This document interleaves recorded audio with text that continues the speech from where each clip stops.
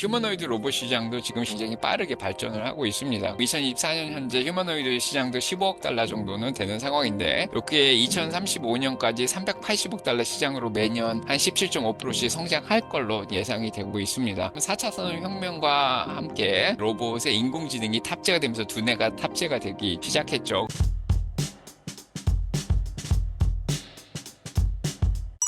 미국 현지에 로봇이 상용화되고 있나요? 예, 현재 미국에서는 일단 산업용 로봇은 미국도 굉장히 많이 쓰고 있는 그런 상황이고요. 전 세계적으로 산업용 로봇은 이미 많이 퍼져 있는 그런 상황입니다. 그래서 제가 조사한 바에 따르면은 이미 2024년 현재 168억 달러 정도의 시장 규모를 가지고 있고요. 2029년까지는 294억 달러 정도의 이제 시장으로 발전할 걸로 지금 생각이 들고 있습니다. 그래서 매년 11.7%씩 이제 성장을 하고 있죠. 그래서 자, 미국의 대부분의 공장 뭐 테슬라 포함해가지고 네, 지금 기계를 이용해서 뭔가를 만들고 있습니다. 그래서 인공지능이 쓰여지는 게 사람의 노동력을 대체하는 역할을 하는데 그중에 이 산업용 로봇들이 자, 이런 기능을 잘 하고 있는 그런 상황이다 이렇게 볼 수가 있습니다. 그 다음에 이제 식당 같은 데서도 보시면은 이제 서빙하는 로봇들도 있고 반려견을 대체하는 반려 로봇들도 지금 나오고 있고요. 코봇이라고 하죠. 인간이 수작업을 하는데 옆에서 좀 도와주는 그런 로봇들도 지금 나오고 있고 로봇 청소기 대표적이죠. 이런 것들도 로봇이라고 볼 수가 있습니다. 전 세계 기업들이 로봇에 적극적으로 투자하고 있는 이유가 무엇인가요?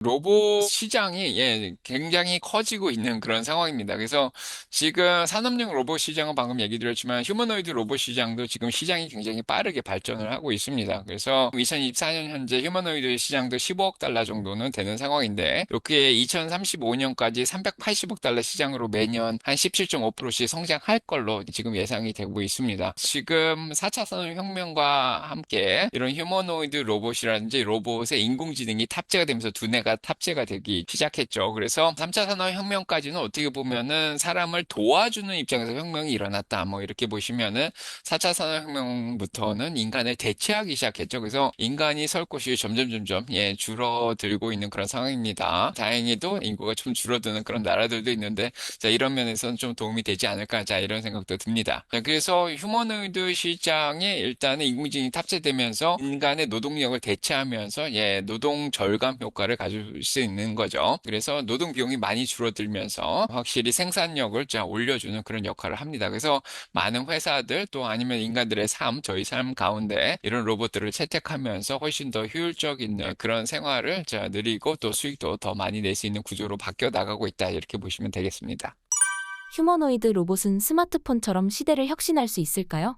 인터넷이라든지 스마트폰은 3차 산업혁명의 거의 완성이라고 좀 볼 수가 있는 거죠. 그래서 사람들의 삶이 굉장히 편해졌습니다. 그래서 스마트폰 하나만 가지고 있어도 카메라 기능도 되고 녹음기도 되고 번역기도 되고 인터넷 서치도 가능하고 이제 그렇게 해서 인간들이 굉장히 효율적으로 살 수 있도록 이제 도와줬다 이렇게 생각이 들면은 4차 산업혁명은 조금 다르죠. 인간이 굳이 필요 없어지는 그런 상황까지도 펼쳐지고 인간의 노동력이 대체가 되기 시작합니다. 그래서 지금 4차 산업혁명과 함께 등장한 이 휴머노이드 로봇과 인공지능은 인간들에게 도움도 되지만 인간들에게 피해를 입힐 수도 있고요. 인간의 노동력까지 대체할 수 있는 그런 일들이 오고 있습니다. 그래서 어떻게 보면은 굉장히 큰 변화를 가져온다. 자, 이렇게 볼 수가 있는데 이런 의미 자체가 좀 일단 패러다임 자체가 좀 바뀐 그런 변화를 가져온다. 자, 이렇게 생각이 됩니다. 그래서 지금 새로운 인공지능 로봇, 휴머노이드 로봇들이 등장하면서 저희는 그 인공지능 로봇이 주는 혜택만 이렇게 생각하는 게 아니라 이제는 인공지능 로봇이 저희한테 가져올 수 있는 피해도 이제 생각을 해야 되고요. 이런 로봇의 두뇌에 사람들이 심어놓은 가치가 뭐냐에 따라서 사람들을 차별할 수 있는 이런 상황도 올 수가 있습니다. 그래서 중국에서 공산주의적 그런 가치를 넣냐 아니면 미국식으로 굉장히 자유로운 자본주의적 그런 사고 가치를 기기를 집어넣냐에 따라서 휴머노이드 로봇이 서로 다르게 활동을 할 수가 있고요. 그래서 당연히 인간들한테 도움은 되지만 또 피해도 주면서 저희가 더 잘 조율을 해 나가야 되는 그런 상황이 계속 연출이 될 거다 그런 생각이 듭니다. 그래서 머릿속에 들어와 있는 이 인공지능이 잘 들어올 수 있게끔 사람들이 굉장히 노력을 많이 해야 되고요. 자칫 잘못해서 이게 정말 더 큰 일로 벌어지면은 뭐 터미네이터처럼 사람을 살생하는 그런 상황까지도 연출이 될 수 있죠. 킬러 로봇이라고 하는데 잘못 사용되면 또 군사적으로도 잘못 오용되면서 인간한테 큰 피해를 줄 수도 있겠다. 자, 이런 생각도 하고 있습니다. 휴머노이드 로봇에 투자할 종목을 추천해 주실 수 있나요? 저는 올해는 휴머노이드의 세상이다. 뭐 이렇게도 볼 수가 있는데 일단 젠슨항이 피지컬 AI 뭐 이런 것도 또 얘기를 한 적이 있죠. 작년부터. 그래서 휴머노이드 로봇 쪽은 보츠라고 BOTG라고 저는 ETF를 좀 좋아하는 편인데요. 이게 전 세계의 로봇 기업들을 다 모아놓은 ETF입니다. 인공지능도 좀 모아놨고요. 물론 이 안에는 엔비디아라든지 인투이티브 서지컬처럼 이렇게 서지컬 로봇 아시죠? 외과용 로봇 다빈치 같은 것도 지금 들어가 있는 그런 상황인데 자, 그래서 여러 로봇들을 모아놓은 ETF로 투자를 하는 게 좀 좋지 않을까 이런 생각을 합니다. 그래서 BOTZ라 그래서 보츠가 있고요. 만약에 이제 개별 로봇 기업으로 투자를 하려면은 그 산업 분야에 맞는 그런 로봇들을 투자할 수 있겠죠. 일단은 테슬라는 옵티머스를 가져가고 있고 현대는 보스턴 다이나믹스를 가져가고 있고 뭐 하나도 있고요. 레인보우 로보틱스라고 한국에도 좀 있는 편이고요. 그 다음에 이제 중국 기업들, 뭐 유럽 기업들 이렇게 자 다양하게 있습니다. 방금 얘기 드렸던 외과용 수술 로봇, 인투이티브 서지컬, 자 이런 기업들도 좀 주목할 만하고요. 그래서 지금은 일단은 종합적으로 ETF를 가져가는 게 조금 더 안전하지 않을까 이런 생각이 듭니다. 지금은 주식을 시작하기에 좋은 시기일까요?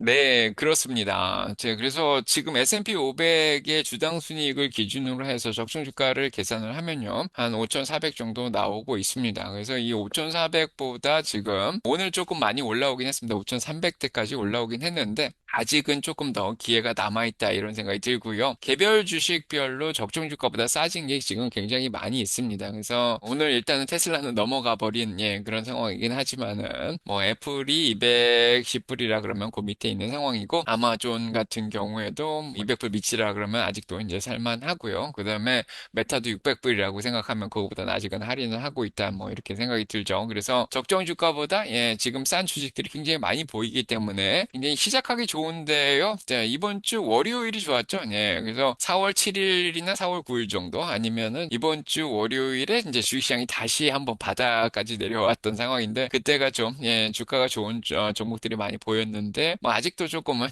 기회가 있다. 자, 이런 생각이 듭니다. 빅테크 기업 중 어느 기업을 좋게 보고 계신가요?